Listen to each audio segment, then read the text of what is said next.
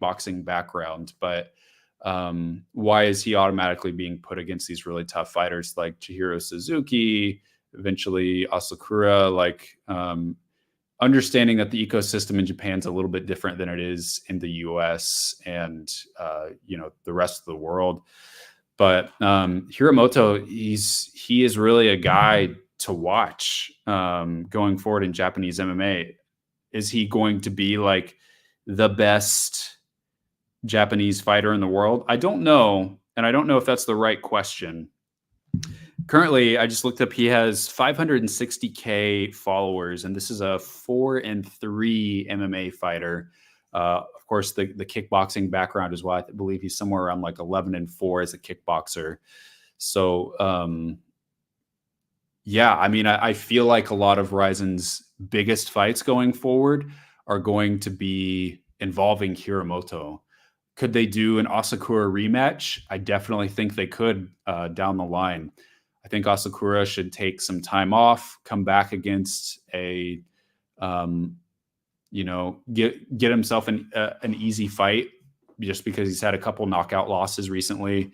Get your legs back under you, and I think eventually you could do this fight again. Totally, they're still in the prime of their careers. So, but I think almost kind of like the Conor McGregor thing. It's like Ren Hiromoto versus really anyone that's got any kind of following is going to be a big fight. So that was really fun. And we also had a couple fight announcements for RIZIN 48, September 29th. Roberto Satoshi de Souza against Luis Gustavo. Seika Izawa versus Kana Asakura for Asakura's retirement fight. What else do we have there? We had Yuki Matoya had his next fight announced. We had Naoki Inoue versus Kim Soo Chul, bantamweight title fight. I don't know if that's the main event or not, but I think it very well could be. And then the Satoshi Souza versus Gustavo fight is for the lightweight belt. And then Ryohei Hagiwara versus Ryo Takagi. That's a solid fight as well. There's lots more about RIZIN that I could go into, but I'm going to move on. If you guys saw the JCK event this last Saturday, that was so interesting. Super interesting. You had this event in Guizhou, which is in southwest China. Beautiful, picturesque landscape. These big, large, very iconic kind of southwest China look, green rolling hills, mountainous area. And it's an outdoor event in a more tropical climate. So there's a little bit of, I was like, this is beautiful, but I've got some hesitations about this. Are there a lot of bugs? Is it just way too humid? And turned out that the event, by the end of it, got rained out. So the timeline here is that as the event was coming up, the weather forecast was not looking good. It was forecasted to rain later at night after it got dark. And so I wake up at 5 a.m. here in the US to hop in at the beginning of the event. It's already going on. Turns out they had shifted the event up a little more than an hour, and because they're going to try to get in as many fights as they could before the rain. And so they're like rearranging the whole bout order, trying to basically have all the most important fights, which are like the tournament fights, and then have some of the more opening fights almost as like a post-lim at the end of the show. That was like Liu Kai versus Wu Lei Yifu. Hulan Batiar was also postponed. So they get through all these fights, and it's the whole thing where, like, yeah, you start to see fighters slipping and sliding around a lot. One guy, I can't remember who, but he like slipped on the water and then ended up kind of paying for it.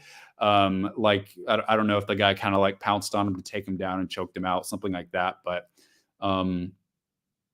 yeah, it was an ordeal. But the standout there was Zhou Wong beating Hubulon Torshambieka at featherweight. Zhou Wong, I tweeted it and it got a ton of traction. Throws this amazing jumping knee on Hubulon, pops Hubulon's head back, And then Zhuang does an Uchimata throw, legs go flying through the air, lands, there's a scramble, Zhuang lands in a triangle choke, and it's like all the pieces of the triangle are there. The elevated hips, pulling down on the head, the legs perfectly cinched up, the arm across, everything is there. Somehow Hubulon survives, and but Zhuang wins the decision. So Zhuang, I feel like he's like just shot up recently, and now he's honestly one of the best top Chinese prospects in the country right now. Really exciting stuff. He's going to fight against Nartai Kazabai, who's a Chinese Kazakh that won also last weekend. They're going to fight for 1 million RMB. And past that, so that should be like, what would that be, like September, October that they would fight? So yeah, and then I would think probably the winner of that will fight Wang Jizheng for the featherweight belt. But you could see Zhuang. I think he'd be a prime candidate for road to UFC. So that's kind of how I think things will go for him. He could be a really big star in China for sure. Interesting stuff going on with that event with the rain. Let's look ahead just a little bit. Tomorrow night, we've got a ONE event at Lupini Stadium. I need to see how tickets are selling for this event because I'm trying to see if there's a whole lot. It's always interesting when they have like a fight like this at the top of the card, an interim flyweight championship at Lupini Stadium in Thailand. Are the fans invested in this? I don't know. It's kind of a weird fight to put on even in Asia as a main event. And then the co-main, an American versus a Brazilian in grappling. So kind of an odd pair to put on top of an event in Bangkok. But two wrestlers, Jared Brooks against Gustavo Bilar. I got to say the strawweight division in ONE Championship, probably the most healthy division that they have. Things move pretty quickly there. Most of the fighters there are actively in rotation. Just kind of scanning through here because you can see this other fight, Keito Yamakita against Yosuke Suruta, also at it's listed as it's 125 pounds, but ONE calls it strawweight. You see, you also got, this is an interesting fight here in ONE's bantamweight division. Carlo Bumina Ong, 6-0 Filipino fighter, fighting against Enk Orgo Baturkur out of Mongolia. That should be interesting. Baturkur stepping in on late notice. Carlo Bumina Ong, he fought for a couple times on the Friday fight circuit. I think he debuted at just 1-0 and then fought like 5 times. So he signed a multi-fight contract and is now debuting with ONE, kind of their main product. So, and he was supposed to fight this guy, Asa Tim Pao, but I'm guessing they pulled Asa Tim Pao in favor of fighting John Lineker in Denver in a Muay Thai fight. That's kind of weird. But either way, you've got this title fight here, and the only reason that's taking place, very proper use of a interim belt, is the champion Joshua Pasio is out recovering from, I believe, a neck injury. So they're fighting. Hiroba Minowa also has a fight scheduled as well. So 3 of the top 5 are booked. The champ is out. So things are moving pretty quickly. A couple fighters in that strawweight division that haven't had a fight in a while. Zalong Jashi, Banma Dwalji, to name 2 Tibetan guys that haven't gotten fights in a while. But for the most part, a pretty active division. Yeah, I don't really know what to say about this event. I'll be interested to see Bumina Ong. I don't necessarily expect the Brooks versus Bilar fight to be super action-packed, but you never know. Gustavo Bilar always has really fun entrances to the arena, dressed like a gladiator, and plus the guy's like, gosh, isn't he like 4'8" or something? So he's and he's on a little bit of a tear as well. So yeah, hoping for the best from these athletes tomorrow evening. Speaking of ONE Championship, something that I'm really curious to see and haven't heard anything really about is what the heck's going on with Stamp Fairtex, guys. Um, she had a pretty bad leg injury a couple months ago, and as it stands, One Championship is still promoting Stamp versus Jing Nan September 6th in Denver, Colorado. I have no idea if the fight's going to happen or not. I can't imagine that it would. If it is, I can't imagine that one or that Stamp is coming back on a timetable to be fully healed from that injury. I've been watching her social media to see what the narrative is there. And last I could see, she was like walking around really slowly with like a little cane, doing some rehab exercises. That was how long ago was that? So she posted on July 11th, she posted a video where she is very slowly walking without any kind of aid. It said en route to recovery.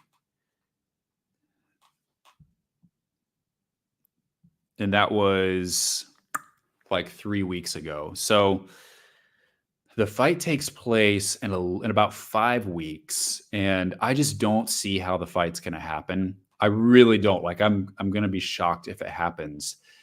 For something like this, I feel like normally it would be like at least 3 months of recovery, and not to mention what you would want from a whole training camp, wanting that training camp to be healthy as well. So I don't see how it's going to happen. I'm kind of banking on it not happening. On my page for the calendar, I've got the fight as like unofficial. I've got it marked as unofficial for the headliner there.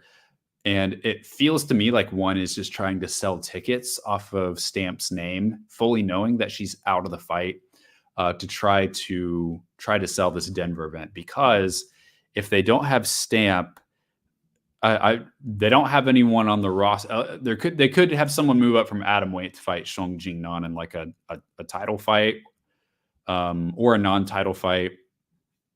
Who knows?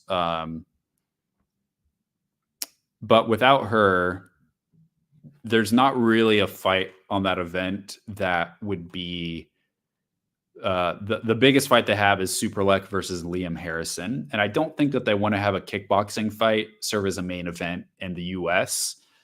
I think that they're trying to build that, and they're trying to give fans just little nibbles here and there of Muay Thai and kickboxing. And so they've put like John Lineker versus Asa Tenpal should be action packed. There's a couple more Muay Thai fights, but it's a mostly an MMA heavy event, as it should be. So I don't know what they're going to do if they don't have Stamp on top of the card. They're just trying to sell tickets, and the ticket sales for that event look really wonky right now. Like, they have large sections of the arena that are totally sold out, and then other large sections where there's like a huge block of unsold tickets where there's like one unsold ticket. So I have some theories about that. I'd have to kind of poke around, but very odd. It's a little, and the UFC, maybe it seems like they've done this a little bit too, where they've waited to announce people are out. The Conor McGregor versus Michael Chandler thing, I actually really think that they were the reason why they delayed so much in telling fans that the fight was off, is that they were actually really trying to figure it out themselves, and they couldn't always get immediate answers talking to different doctors. So I don't know if that's the case with One, but I feel like by now you should have some physical therapists that can say this is the time frame for recovery. And I've looked around on the web. There's been no interviews with Stamp. There's been nothing coming out from that. One hasn't officially confirmed that the fight is still on. So it seems a little bit shady to me. The other bit of news is Tatsuro Taira. Today, it was announced, it was Real Kevin K on Twitter X, that Tatsuro Taira will fight against Brandon Royval at UFC Fight Night. I believe it's UFC Vegas 98 on August 12th. His second consecutive co-main event, 16-0, 6-0 in the UFC. Mostly 4 out of those 6 wins are finishes. And Royval is basically the gateway to the belt. We could be looking at next year, we could be looking at a very young Japanese fighter fighting for a UFC championship, which would be amazing. Brandon Royval is going to be really tough, though.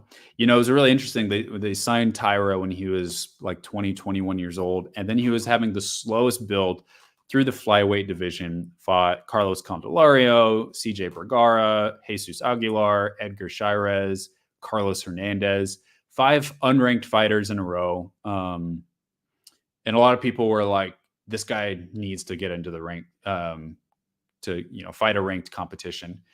But it just, they just kept slowly building him. And you know me, I'd rather go too slow than too fast. So I had no problem with that. And then they vaulted him straight from Carlos Hernandez, an unranked fighter, to Alex Perez in the main event this last June. And while the fight ended off of an injury, it was a back and forth fight. Both guys looked good. Taira looked good. It was still a win. It was still a win over a top 10 guy. And so now, unless for whatever reason he has to fight one more time before fighting for a belt, which wouldn't be the worst thing. But Royval, I mean, I kind of see him as like a top 3, top 4 kind of guy. So if you beat him, you're probably ranked like number 2 or number 3. And yeah, past that, I feel like you could go for the belt. And then we just saw it's like Manel Kape just lost. Muhammad Mokaev isn't in the UFC anymore. So suddenly a couple of these other guys that were coming up the ranks are not in the title picture. So it's wide open. I think Pantoja will probably defend his belt once before the end of the year. But next year, I would think you probably, if Brandon Royval wins, I think he's going to have to maybe, well, I don't know. I mean, you beat Brandon Moreno, you beat Tatsuro Taira. You could be right back in line for a title shot, but I don't really feel like it sells. I feel like he may have to fight one more time, depending on the result of this Taira fight. But either way, the fight should be an absolute scrap. Both guys never in a boring fight. Looking forward to it. It's just cool to see. It's cool and interesting to see how the UFC, their confidence in Tatsuro Taira from like, let's give this really young guy the slowest build ever to like, okay, now we're going to throw you in the deep end. Let's see what you've really got. I think it's not, to me, even so much of like, we think this guy is ready for a championship. Let's just send him to the top. I think that they also are just like, look, you're 16-0. Let's give you a really, really tough test. And if you fall flat on your face, fine. But we just want to see, like, have we actually been underselling you this whole time? So they gave him the Perez fight. He got through the fight. He didn't look bad. He looked good. And so now they're like, okay, again, let's see how high you can go. Let's just hope that nothing wacky happens with this fight. Let's hope that neither guy falls out, because it's a great fight. Great fight for both guys in their career. Not a ton for Royval to gain, unless he wins really impressively, gets a finish. But yeah. But I mean, seriously, guys, okay. How many times I feel like Taira has fought in the Apex, like every single fight? Going through here, he fought at UFC 290 in Vegas, which was still a Vegas fight. But I think that he has fought at the UFC Apex in literally every single one of his fights except for that one. The guy has never fought in the UFC outside of Las Vegas.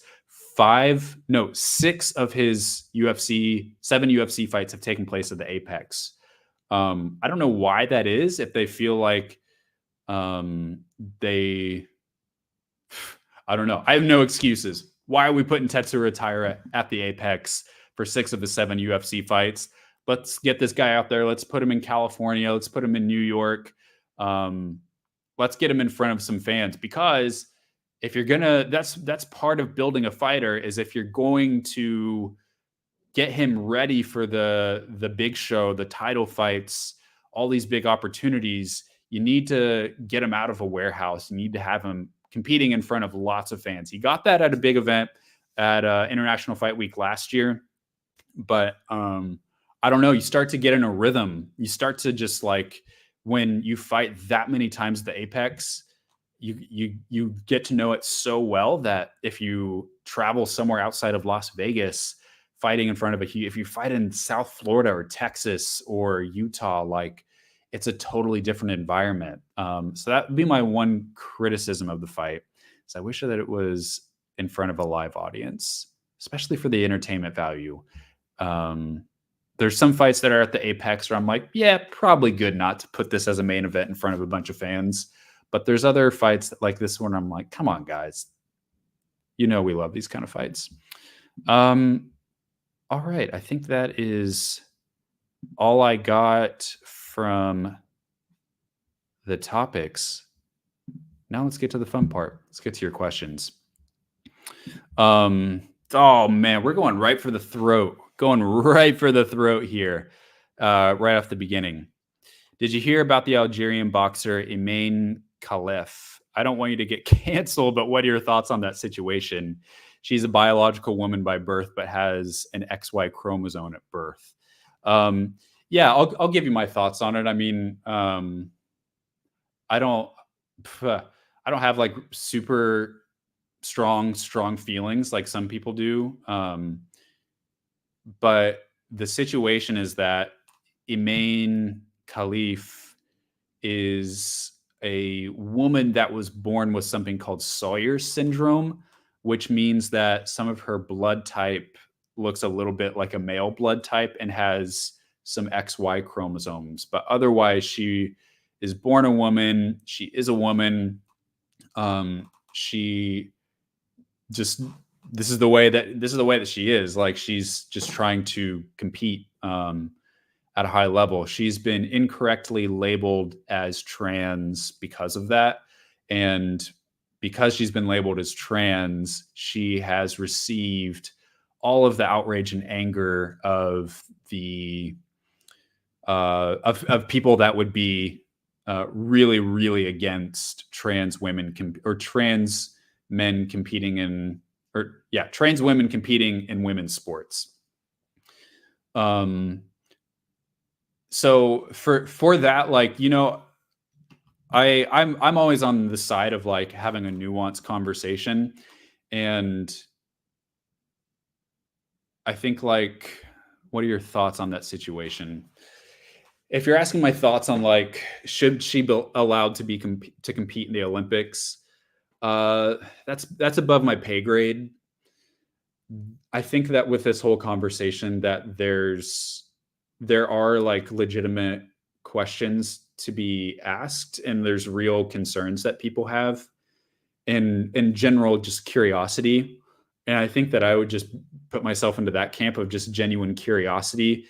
And maybe that's on me, because there may be research out there that has been out there for a long time that I just haven't really dug into. I think that for a lot of people, it becomes much more of a personal issue when they have kids that play in women's sports, or it affects them a little bit more closely. Fair. Probably why I haven't gotten super invested in these kind of issues, talking about trans people competing in sports. I will say this, though, is like one part that I don't want anything to do with, and I think that that just makes me really, really sad, is how degrading and insensitive and dehumanizing a lot of the conversation is. And in the United States and around the world, there is often trans panic is absolutely a real thing. And what I mean by that is that I would almost put it in the category of conspiracy theory. There's what trans panic is this notion that trans people are basically banding together to take all the good things that you enjoy in life, and that it's some sort of like coordinated effort to attack the lives of non-trans people. And there's this panic that they're like out there to get what we hold dear. And as soon as you become friends with a couple, even just one trans person, you realize that that's all a lie, and it's all just totally made up bullshit. Is all it is. It's rooted in a fear and an insecurity, and no, like, I'm not saying every person that is claims to be defending like women in sports, I'm not saying all of them are that way, but like the trans panic side of things totally is just foundationally built on a fear and an insecurity, and a reluctance to allow other people to just live their lives. What makes me the most sad is just how this like strips at the dignity of so many people, and trans people are not out to take what you enjoy. They're just normal people trying to live their lives and be as happy as they can. And most of them have lived very, very hard and difficult lives. And so I get the feeling that most people that are really outraged by this kind of stuff are not close with any trans people. I've had the privilege to know a couple in my life and hear their stories, and just get to like hear and receive just a small portion of the hard things that they've experienced. And so, yeah, we have to figure out, and I don't have any hope that it will ever change, but we have to figure out how to have these conversations in a way that is dignifying to people that have struggled and suffered. Because they are human. As obvious as that sounds, it's so quickly forgotten. Like, these are people that we're debating over things that are most like dear to them. That is their identity. And so regardless of what your views are, regardless of how you see women's sports, sexuality, all of these things, an absolute is that we do need to have the conversation with the utmost care and dignity. Give trans people their dignity, and tone down on the vitriol. And I think that would be because the conversation is not going to go anywhere with just like insults and hatred. And I see it every day. I mean, being in the MMA community, you see it all the time. I've blocked most of the accounts I feel like I would hear that from, so maybe I don't see it as much as others. But for Emain, for this situation with the Olympics, I don't know enough to know, like, it's hard because it's like, Emain, I'm guessing, I haven't actually watched her fight, but if she's in the Olympics, like, she's probably a pretty good boxer. And it's like, if she wins any fight, people are like, it's because she has these male biological characteristics, rather than like discrediting, giving her credit for being a fighter. So it's strange. And I'll put it at, scientifically, it's above my pay grade. And I'm also like grateful that I'm not the one to make it's up to me to decide whether she can or can't compete. I mean, she's someone that just wants to compete. That's all that she wants to do. And she wants to win a gold, represent her country, all that stuff. And so, she's done nothing wrong, so she doesn't deserve any of that. Now, if, so take it up with the Olympic committee if you're upset about that. But we have to know how to have these conversations while still standing side to side with people as our brothers and sisters, fellow humans, and not denigrate people. lots more you could say on that, but I feel for my trans friends and trans people around the world that feel targeted, and all the things that they have come to know as hurt in their lives are just like being confirmed and put back out there with these kind of things. So very sad. Was listening to Jack Slack today. He said that if fighters pass the test, it's okay if they get away with doping because everyone is taking the same tests. Would you agree with that sentiment? Yeah, and I think last week or the last month, one of you all asked about that a little bit, of like, kind of asked my perspective on anti-doping, and I basically advocated for higher thresholds that allow people to be able to do a lot of the like normal healing, that sort of thing, but eliminating people that are just going to pump a whole gallon of this stuff into their bloodstream. So I think I'm okay with that. What are appropriate levels? Again, above my pay grade, I don't really know, but I see no problem with that. No pun this week. I asked last week about being cynical. Does that go hand in hand with being critical of fight promotions, or is it something different?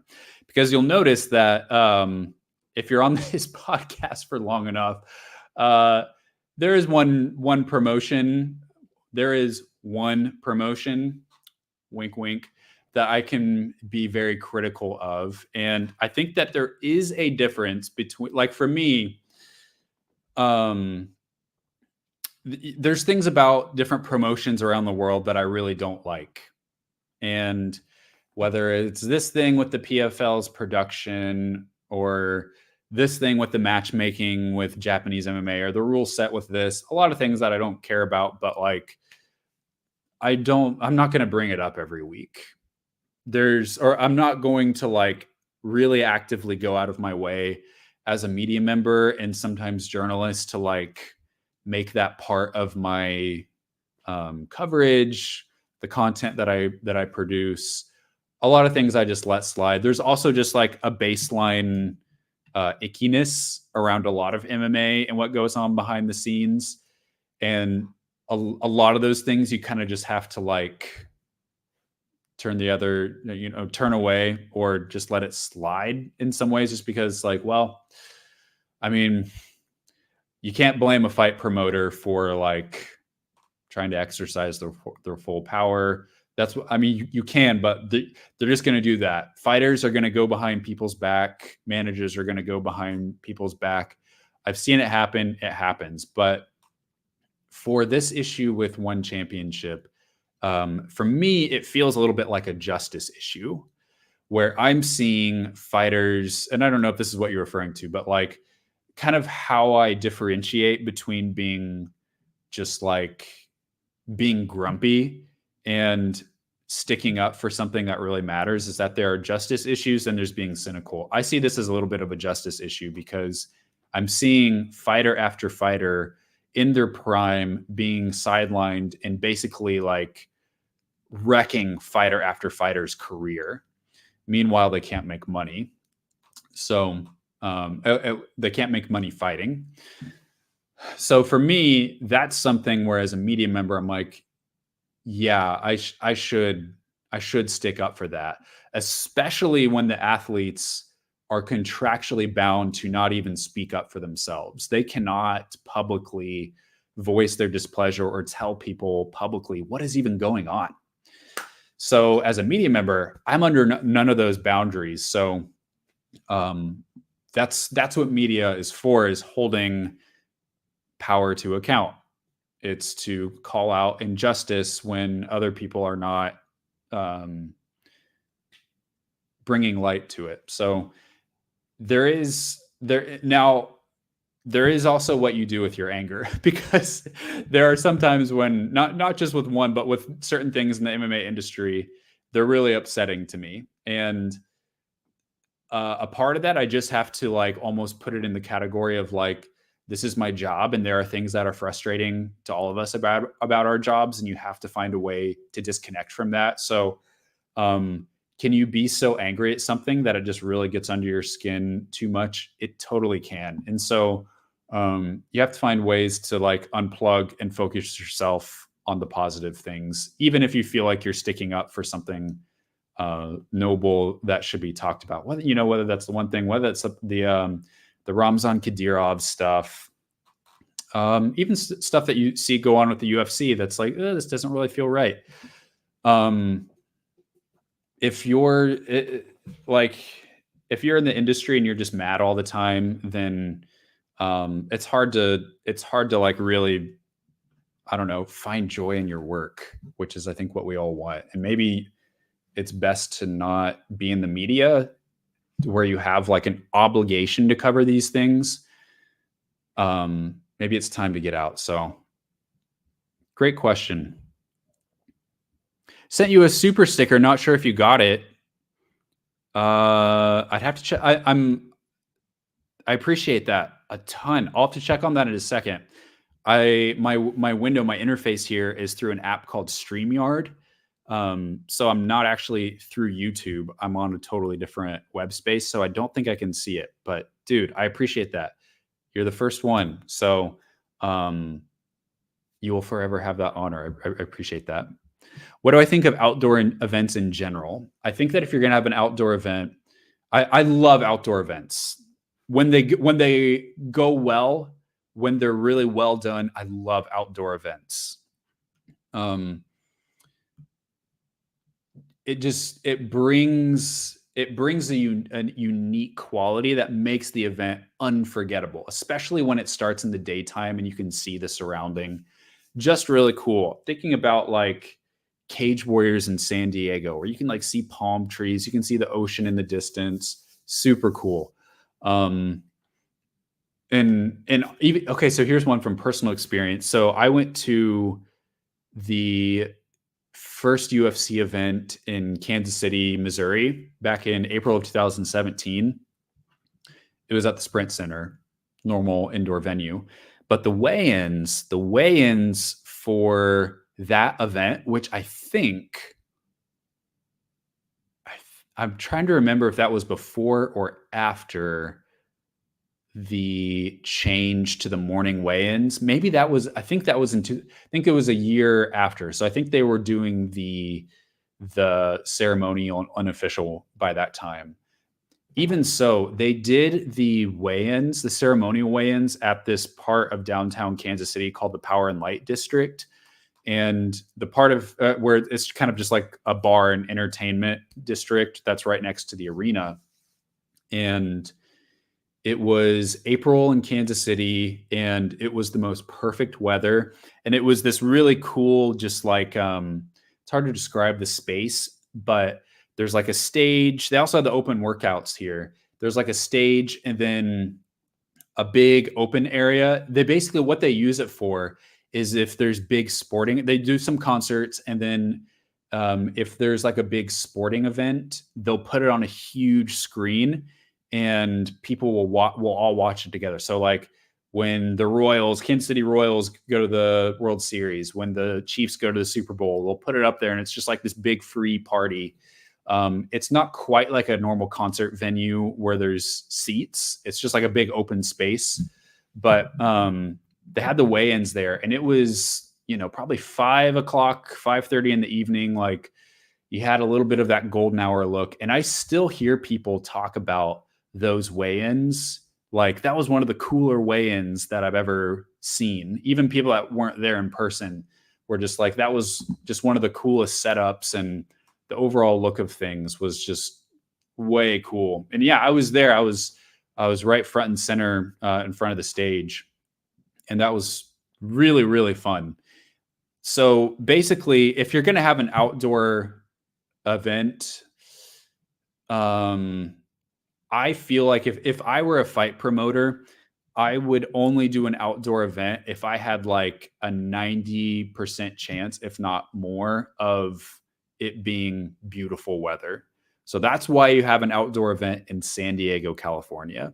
It's pretty much the same year round. The weather is beautiful. That's why so many people want to live there.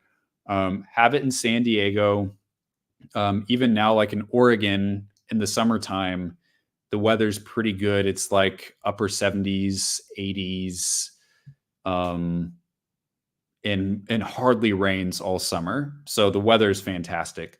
You got to do that. But if you're if you're having an outdoor arena in a place where it gets like intensely hot, like the middle of the desert, or really humid, rains a lot. People talk about like Croke Park in Ireland, or having an outdoor event in England. I know there are some arenas where they have a retractable ceiling for that kind of purpose. In that case, great, let's do it. In that case, it's almost not, it's not, doesn't feel quite the same as other outdoor venues where you can see the surrounding landscape. But I love that. There's a couple really cool events that have taken place in Sichuan province, in like really mountainous areas. The Umbo Fight team has hosted a couple events. It's called ABA Fighting Championship, but they'll have those in these really remote villages in Tibet. And the landscape is just stunning. Like almost the whole event is in the daytime, just like in the middle of a mountainous area. And it's always super cool. So I'm more on, Dana White's definitely, he's many times voiced his reluctance to hold outdoor events. And I'm more on that side, but I think if you have the guarantee, then yeah, milk that as much as you can. So one of my favorite analysts that said sports generally are not fair. People excel at most sports because of natural, cultural, and economic advantages that people cannot do anything about. Is that a statement that you would agree with? If not, what do you think about sports and physical advantages in sports? Oh man, yeah, I mean, that's like a whole nother podcast right there. I was actually just thinking about this last night because I was watching the Olympics. I was watching the women's gymnastics, which are always just like some of the best bang for your buck watching the Olympics. Because the U.S. women's team is just sensational. Simone Biles is incredible. But I was with a friend watching, and we were talking about sort of that kind of question of like, why this country, it's like you see like this country has a lot of athletes for this sport and they typically win this sport, whereas like the US typically wins the women's gymnastics and certain sports. So they're like way overrepresented relative to population. And we were talking last night about, we were like, why doesn't India have like hundreds upon hundreds of athletes? And why doesn't India have medalists all over the place? Is it actually because Indian people genetically can't hang? And I was like, that's obviously not true.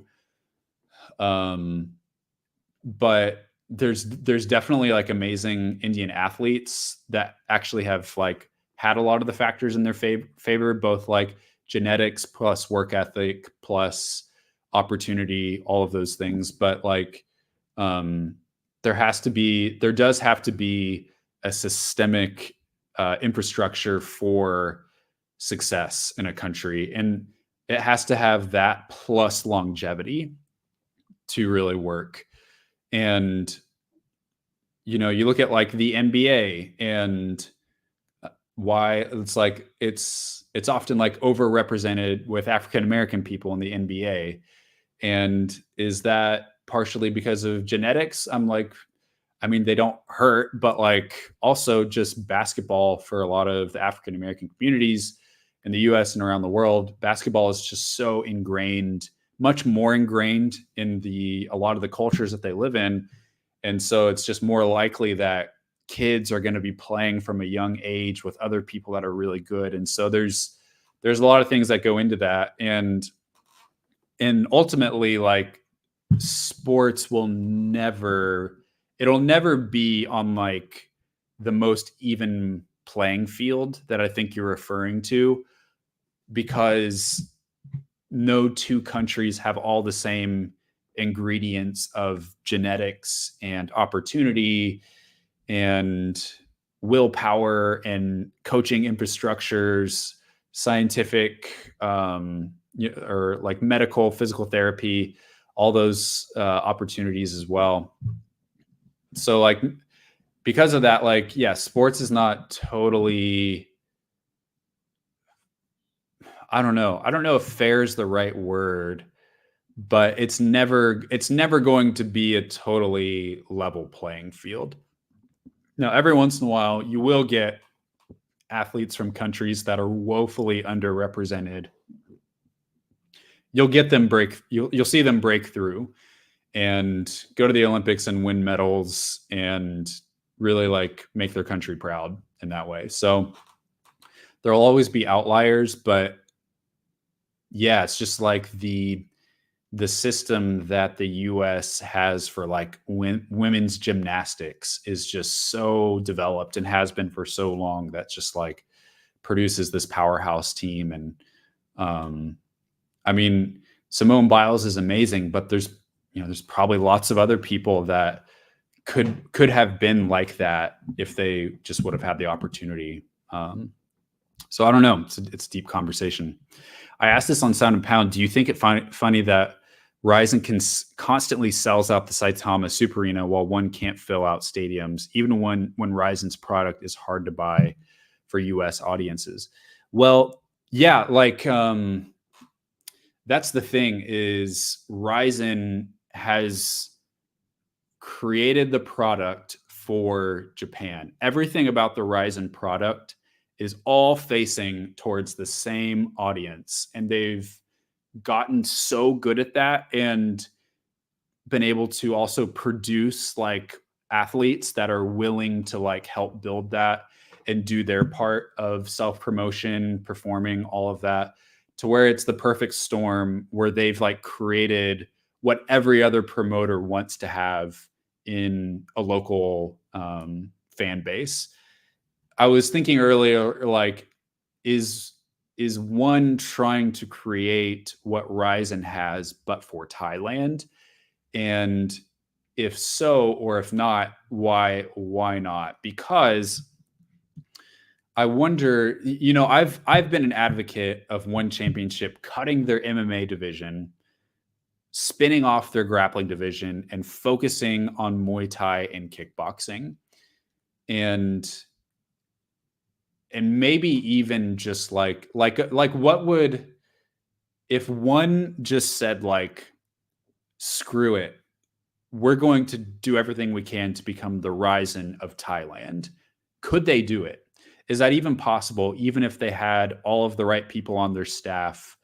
I think they could definitely get a lot bigger, because I'm looking at this event on early on a Saturday morning.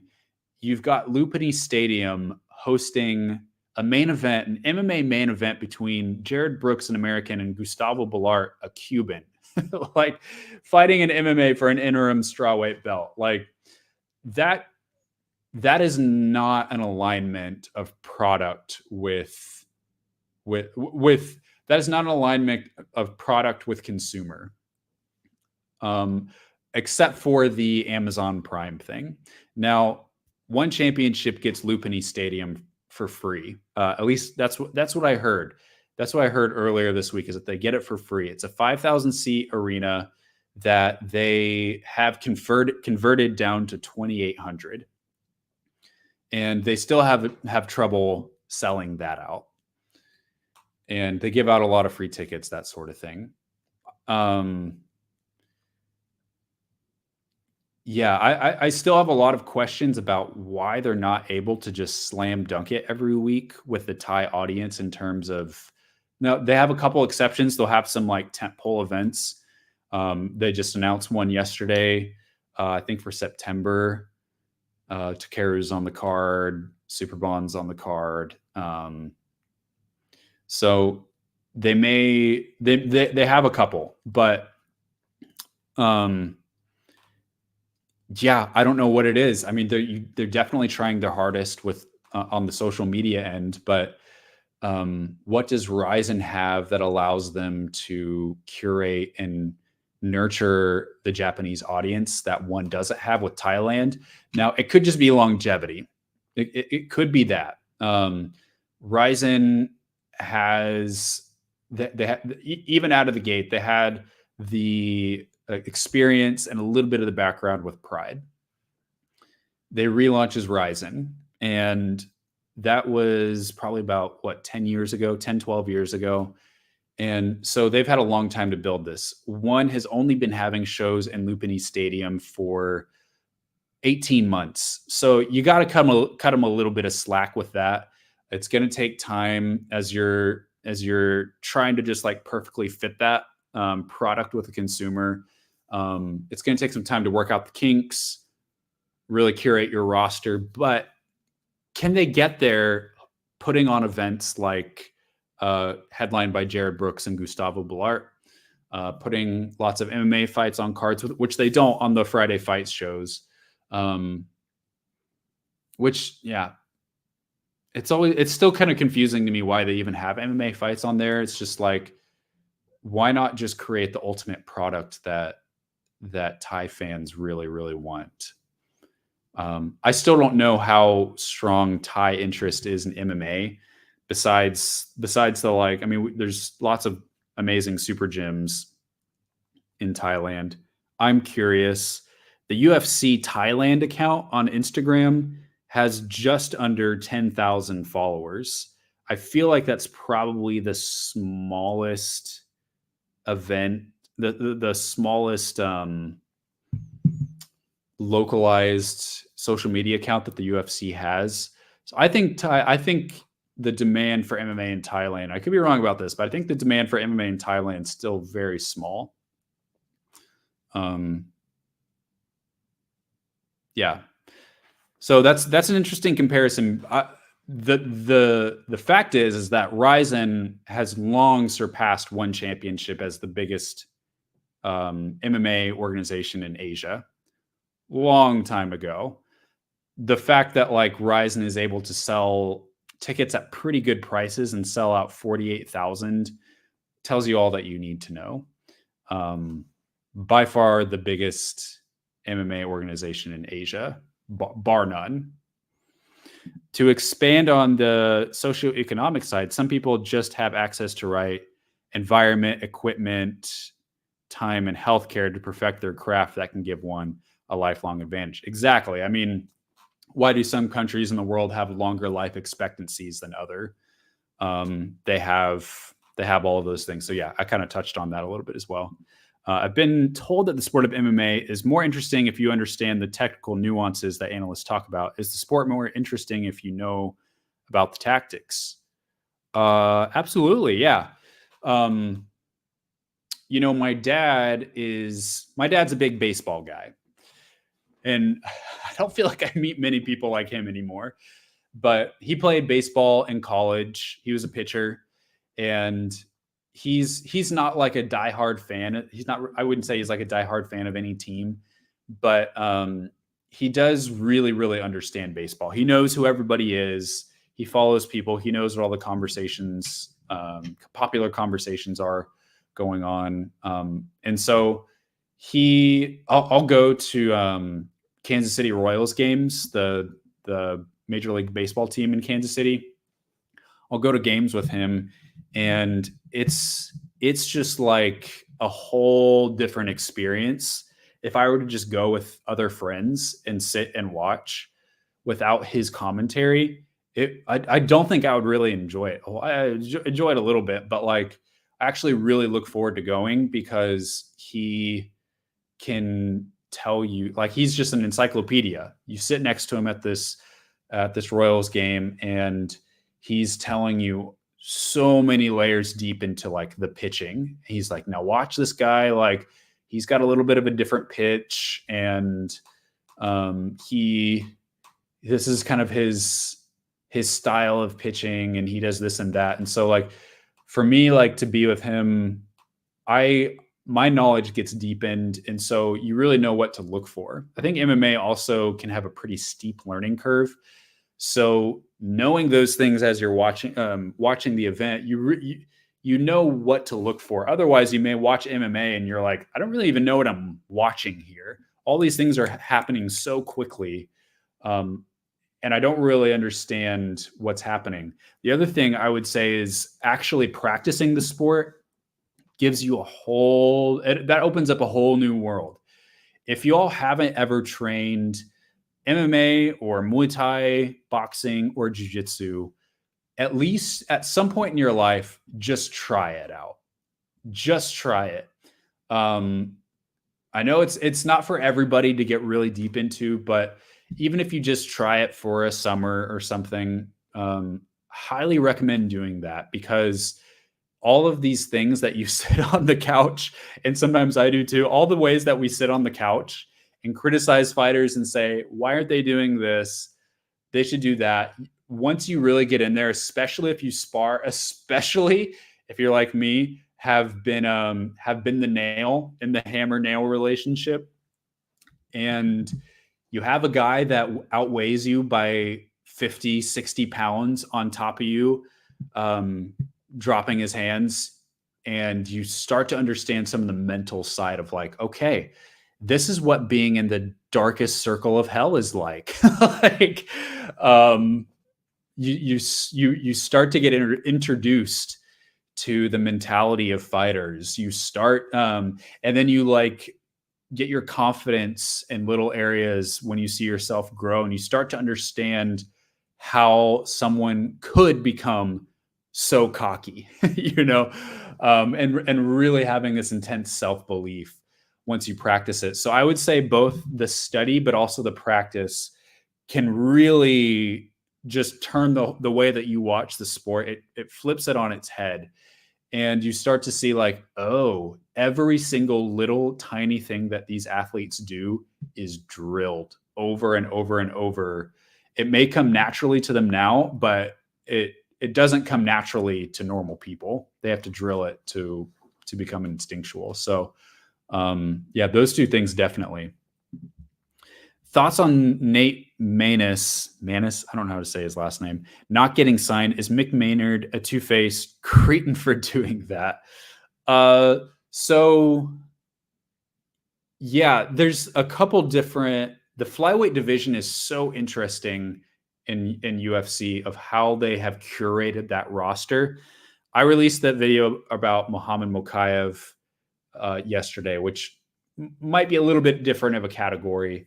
And Nate Maness gets released, who I didn't think was like a boring fighter by any chance. But I get the feeling that the UFC views the flyweight division a little bit differently. Nate Maness, let me actually look up what his recent record is, if it could be justified by the typical reason someone would get released. So the guy's coming off 2 wins. He's really got an incredible UFC record. His UFC record is 5-2. His only 2 losses come to Umar Nurmagomedov. We can give him a pass. And Tagir Ulanbekov. Also passable.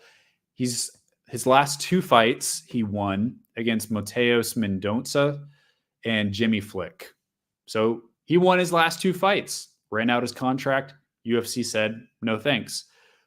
Of his 5 UFC wins, 3 of them were finishes, rear naked choke, and then 2 kind of ground and poundy finishes. So only fought and won a decision twice out of his 5 wins. And then one of his losses, he got submitted, and then one went to a decision. So you look at that, and there's nothing there that really jumps out as like releasable. I don't honestly, I don't really know. He's never like come across as a fighter that you've grown once the fight announcement happens, or once they're up next of like, okay, I'm going to go to the fridge and make a sandwich during this fight. He's never come off that way to me. Now, he doesn't have like a huge fan base. He's definitely so far been like a prelim level of fighter, and no insult. That's not an insult at all. I mean, him along with hundreds of other fighters that are consistently fighting on the prelims. So I really don't know. For the Muhammad Mokaev, all that we know about that situation from the UFC side is that he was difficult to work with. And then from Mokaev, he said something like the UFC said that if I don't kind of like change from this wrestle heavy style, then they may not re-sign me. So style and then also working with him. But it seems like the UFC is really, really particular with the flyweight division. And, you know, several years ago, they nearly dropped the division and then decided to reboot it and rebuild it. And I still get the feeling that they really don't want flyweight to be the like the division for only hardcores. They want flyweight to be a division, and it is for me, probably for a lot of you too. Anytime there's a flyweight fight coming up next, it gets my attention. But just because they are the smallest men competing, for some people, for some dumb reason, that's a turnoff for some people. So the UFC, I think they're like, okay, we need to really, really curate this division to make it as exciting as possible, to where even if they are the smallest guys in the UFC, people have a reputation of them being the most exciting, which I already feel like they are. But so far, flyweight has not had like it has not been super full of like larger than life personalities that have really been able to breathe. Now, we did have this last weekend. We had the Kopp versus Mokaev fight, which felt actually pretty big. And I think we just need more of that. We need more fighters that have beefs, that have big personalities, and that can capture the broader audience. That's what flyweight really needs more of. And so that's another reason why the Mokaev releasing surprised me, was because I was like, we actually had like a pretty heated grudge match, and you just released one of the fighters there. Like, there's other fighters that don't like Muhammad Mokaev, and I feel like you could use that to just generate more heat. And he's actually like a much more popular fighter than Nate Maness. I don't understand the Maness thing. He wasn't coming off consecutive losses. I don't think he's a boring fighter. So I literally can't even fathom, even being devil's advocate, why they would have released him. No idea. Isn't real Kevin K the guy who releases wrong fight news, since he will announce a fight before confirming with both sources? Why should you believe him? I don't. The only reason I believed him is because, so when he posted that, yeah, so far with him, it's been hit or miss. And so when he posted that, I wasn't out here just being like, just because he said it's not true. I was just a little bit more of like let's wait and see. And sure enough, shortly after that, Nolan King and Marcel Dwarf, they posted the fight. And now, like, MMA Junkie has reported it. They've confirmed with sources. So it's all good. Listen, I'm not saying the guy doesn't have connections, and I'm not saying he isn't learning, but it is going to take some time for him to establish trust with the broader community. For there, not just him, but there's a lot of people out there. They'll post a fight, and I've learned, like, yeah, I'm gonna hold off for just a second. I know, and I know because I've talked and even worked a little bit with Marcel a little bit. If he posts a fight, like, most of the time, or I don't even want to say most of the time, pretty much all the time, he confirms with both. Like, he has an in with like all the people that you would need to have an in with. So like, there's been times when Marcel, a fight has been posted, and then Marcel has reached out to me and said like, hey, you seem to know these guys better than I do. Have you heard anything from them? And I'll say yes or no. And so he's doing his due diligence. So usually when Marcel posts a fight, I don't have any reservation about posting it as well. So once that happened this morning, I felt good about it. And then MMA Junkie confirmed it as well. So yeah, I mean, for reporters like that, I think for me, it's just going to take time, repetition for me to see like, okay, yeah, like the last 20 fights that you've reported, they were all legit. So you have my trust. So we'll see. Let's see. Is that a condo using Stamp Fairtex name to sell tickets, like how they raised ticket prices for UFC 303 for Mac versus Chandler, but had a different fight entirely? Yeah, I'm not saying the UFC handled that perfectly. In a perfect world, they could have been a little bit more transparent with fans. The ticket prices were totally insane for that. So I'm not saying they handled that perfectly. As far as I know, last I checked, the cheapest seats at 168 in Denver were like $35. That's like a regional MMA promotion, and that's at the Ball Arena. That's the NBA arena in Denver. So super cheap tickets. They're trying to get everybody in there. So yeah, it seems like one, best I can tell, and the fight could go on. Stamp could fight, and I could be made to look like a fool. And if so, then I will apologize. But it seems like that's what they're doing. Isn't Kevin K a clout chaser deemed by most respected journalists? Why is Marcel giving him a platform to grow? So I wouldn't say that Marcel is giving him a platform to grow. So here's the process. You see someone report a fight, not just Kevin K, but like anybody. You see someone report a fight. At the very least, you can ask about it. Like, what I'm guessing happened was Kevin K posted those fights this morning, and then Marcel was just like, and this is what Marcel does. It's what I just said. Like, he'll do this. Someone will post a fight, and then he'll look into it himself, and those folks will be like, yeah, it's true. The people at whatever management firm will be like, yeah, the fight's signed, it's done. And so then if you post the fight like Marcel did, you have to follow journalistic standards of reporting. You have to give credit to the first people that posted it. So you're obligated to credit people. So it doesn't matter who it was. It doesn't matter if you like them or if you don't like them. If you want to keep your respect as a reporter, you have to source it if you're not the first to report it. Listen to Hey Not the Face podcast. What are your thoughts on the judge going double or nothing on the UFC antitrust lawsuit? I don't feel like I feel like we're still in the middle of it. Yeah, that's so interesting. I don't really know what to make of it. I haven't listened to the newest episode of Hey Not the Face where they talk about that.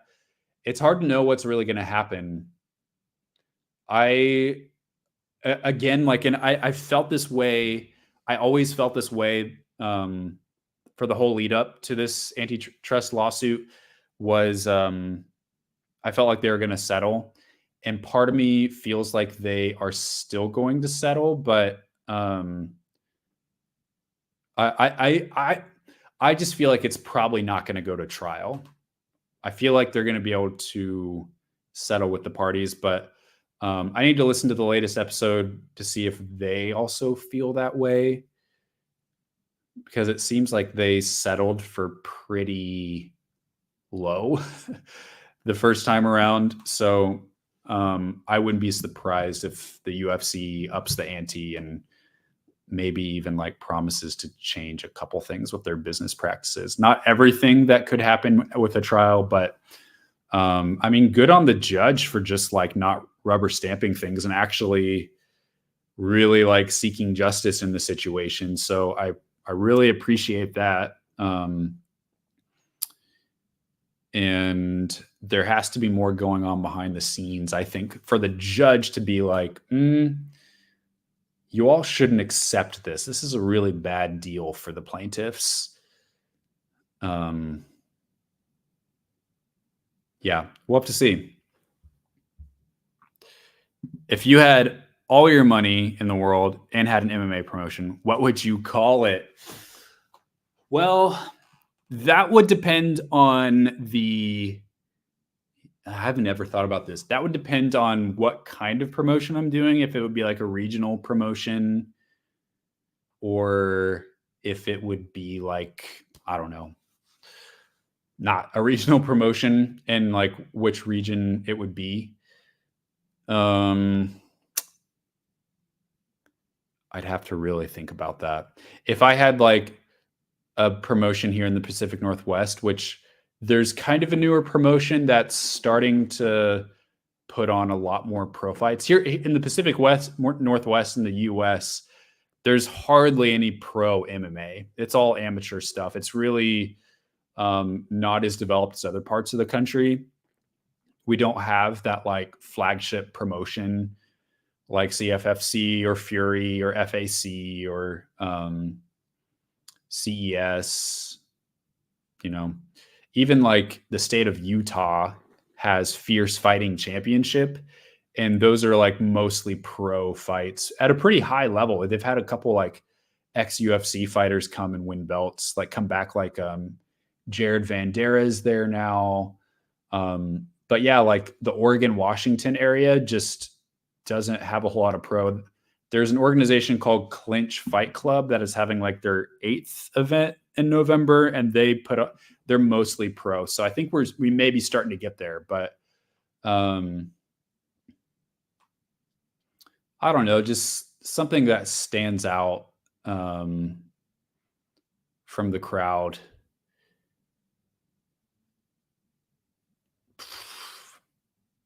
I'd have to think about that.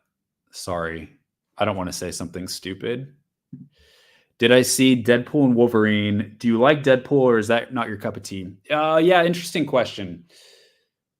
I really, really enjoyed Logan. And recently I just finished watching the X-Men 97 series on Disney Plus, which is fantastic. Highly recommend. I've enjoyed a lot of the X-Men movies. I really enjoyed the first X-Men movie. Really enjoyed X2, which came out like 25 years ago, probably 20 years ago. Really enjoyed those first 2 X-Men movies, and enjoyed well enough the Wolverine movie. Either way, I've watched all the movies with Wolverine and Logan. Logan is my favorite, might be my favorite superhero movie.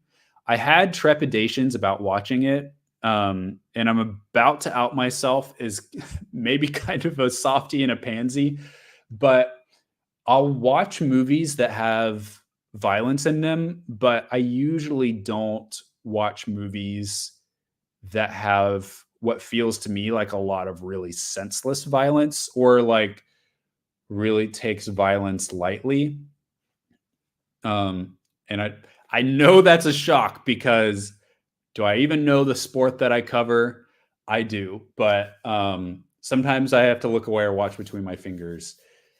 But I don't know. So going into watching Logan, I wasn't planning on watching it just because it looked really, really intensely violent, and just the way that I am, that's just not super enjoyable to me.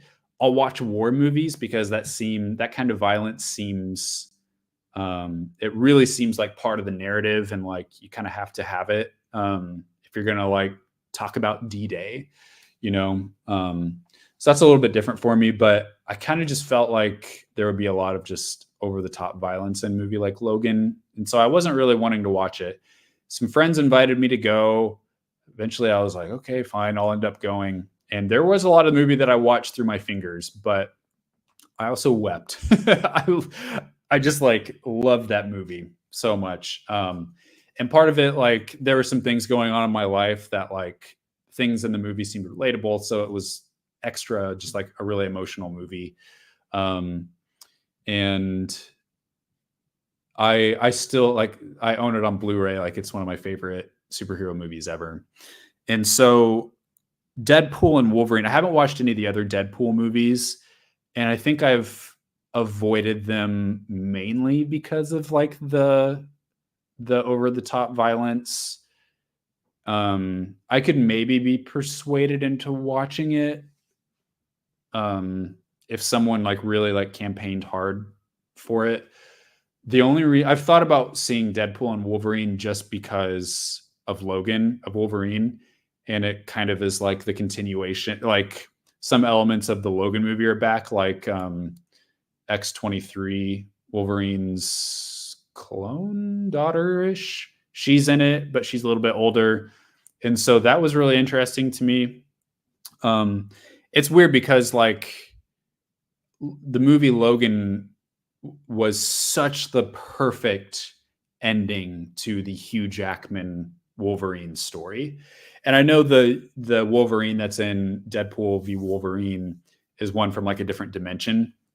So it's not the same, but it's still Hugh Jackman. Like it just felt like it was the best possible conclusion for a character that you could have. Just like, I don't know, I could talk about, I could do like a whole YouTube channel on these kind of things, but like, so in a way, almost it feels a little bit cheap to me. Like, oh, you brought him back for one more time. Like, but I feel like I'd probably end up enjoying it. So at some point I'll probably end up seeing it. Maybe that'll be when it comes to Disney Plus.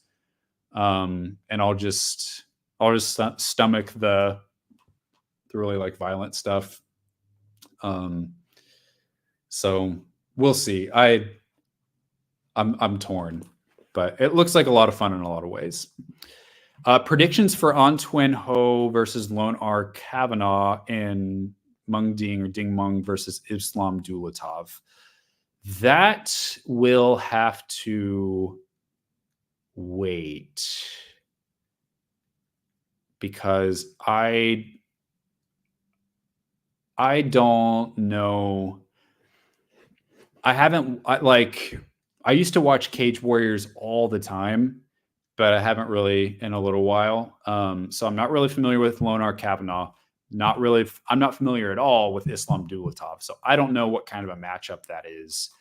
I have some reservations about Ding Meng being UFC level.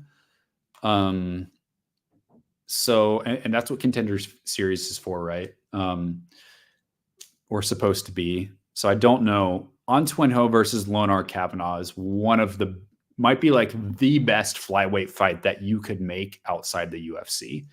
So I love that. I wouldn't mind doing a deeper dive into those two, but since I don't know enough about Kavanaugh or Dulatov, it's hard for me to give a prediction right now and sound halfway intelligent.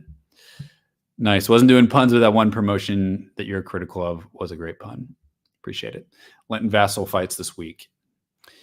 In my dream matchup, all of Jailton Almeida versus Linton Vassell. I see Jailton taking down Linton, but Linton winning via ground and pound. How do you see that fight going? Yeah,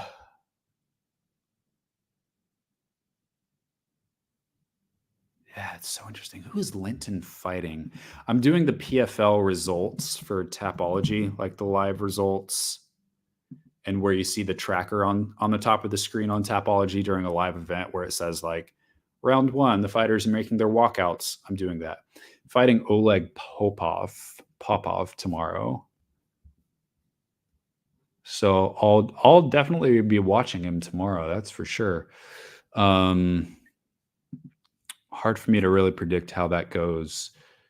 I still am pretty high on Jailton Almeida. I think that he's got a bright future and could continue developing into a top tier heavyweight. We'll see. But I would probably lean towards Jailton Almeida. But I don't know. The experience of Linton Vassell is hard to contend with. That's for sure. Leon Edwards lost this week, and I saw on Douyin lots of fans in Chinese MMA media are very disappointed are asking when can he get a rematch. Do you think he should get a rematch? Good question. Are you surprised that Israel Adesanya and Leon Edwards are praised and rooted for in China? Adesanya doesn't surprise me. He's a kickboxer, has competed in China, has a really flashy, at times very flashy style.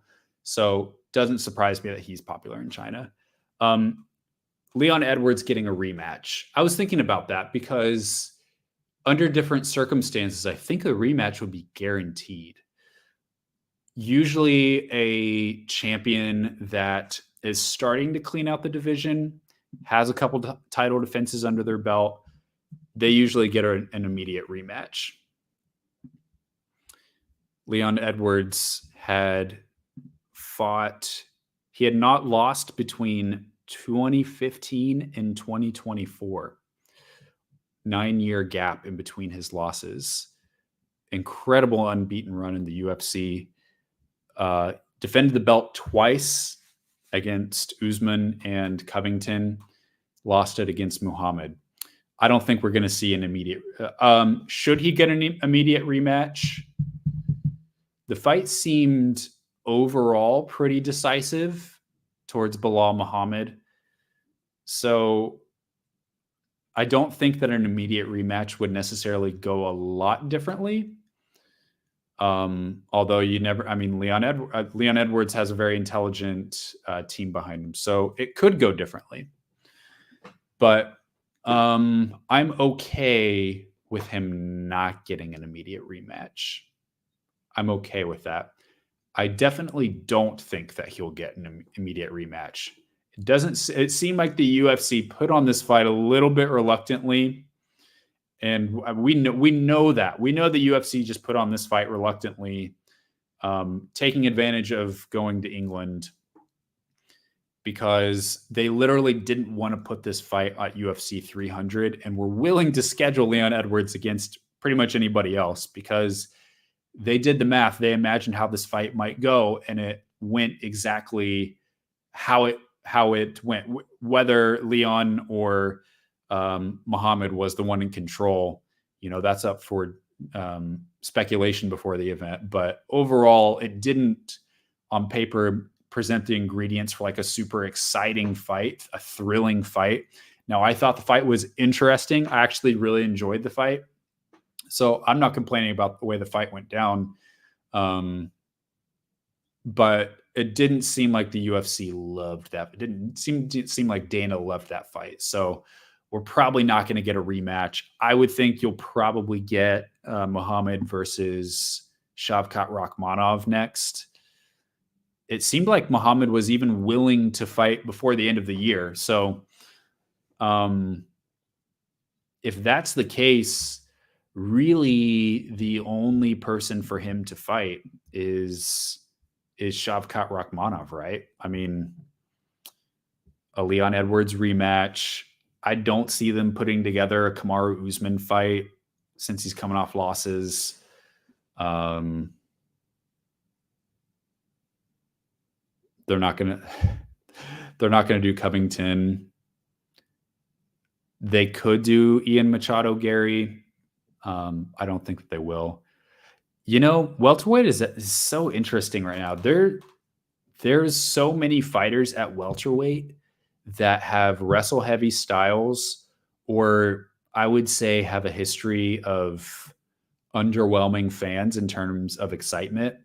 You got to think the UFC just loves Shavkat Rakhmonov right now and Jack Della Maddalena. You got to think they just love those guys. It'll be interesting to see how they matchmake.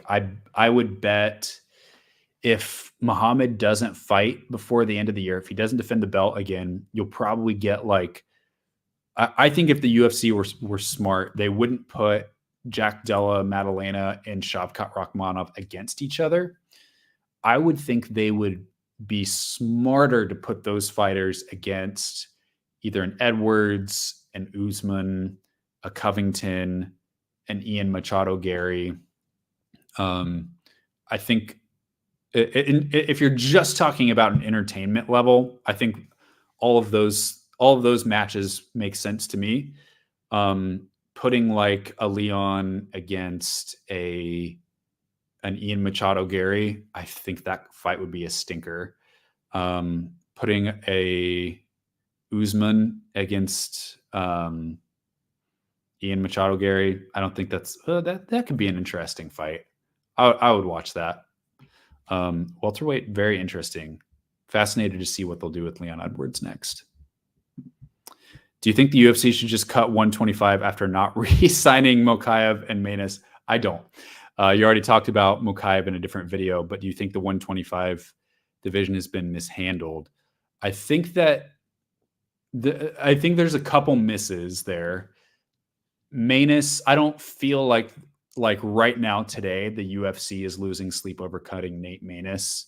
Again, like I think he was an exciting fighter that a lot of hardcores appreciated, but he didn't really like today add a whole lot to the UFC flyweight division. Mokaev, I wouldn't be surprised if they re-signed him. I don't think that flyweight has been mishandled as a whole. I think that if you look at where it was a couple years ago versus where it's at today, way better. No comparison. No comparison. I think it's a fantastic division. It gets better by the month. It literally gets better by the month. Like there's some new guy coming up and there's another guy that pops into the rankings. So as a whole, there's been a couple missteps. And for the record, I wouldn't have cut Nate Maness. I wouldn't have even cut Mohamed Mokaev, fully acknowledging that I don't know the whole story behind the scenes, why the UFC didn't like working with him. But no, I mean, I think flyweight is fantastic. You got Ray Tsuruya in there. You've got, gosh, you're going to have Kai Asakura soon, Naim Jargol, Tumenden Barrel, Joshua Van is in there, Jake Hadley, Sumu Darji, Charles Johnson. It's really a fantastic division, not to mention a lot of other guys that are really fun. So I love flyweight. A couple missteps, but overall, I think they're doing a good job. Why do you think UFC pay-per-views bring out the worst uneducated type fans? Well, they have the biggest appeal, right? Biggest audience. I think that's why, is because of the widest possible appeal. To understand why Leon Edwards is big in Chinese MMA, lots of people send Weili in the comment links to Leon Edwards fights because they want her to clinch like him. Interesting. I mean, I could see that being a factor, but that's got to be something that would really just be something that hardcore fans really appreciate about Leon Edwards. Yeah, that's interesting. I don't know that. What's the worst type of MMA content in your opinion? Worst kind of content. First of all, videos by any kind of media member, and this I'm including people with any kind of sizable YouTube following, where they just like talk shit about fighters, where they just berate fighters. That kind of video is terrible. Kind of content sucks. Worst kind of content. Anything that like really, really taps into like culture warsy kind of stuff is pretty bad. Where people have like, they tap into culture wars conversations without any kind of nuance. I think that kind of content sucks and will like pretty much always get a block from me. There's content that doesn't interest me that I skip over but I also have to realize like even the content that I really think is dumb, it still can be a funnel, you know, like lots of different kinds of content can be a funnel for people to connect with mixed martial arts. So in that way I can appreciate it. But yeah, just like people ranting about fighters, especially just like after a bad performance. Hate that. Hi again. Will you do a live reaction this time for Road to UFC Season 3 semifinals? Great question. This will be the last one for today. Oh, great. That is the question of the hour, isn't it? So I will be in Las Vegas the week of Road to UFC. I've already booked the trip. So I will be in Vegas that week. The real question right now is whether or not I will be at the Apex watching the fights. That is the question that I'm trying to figure out.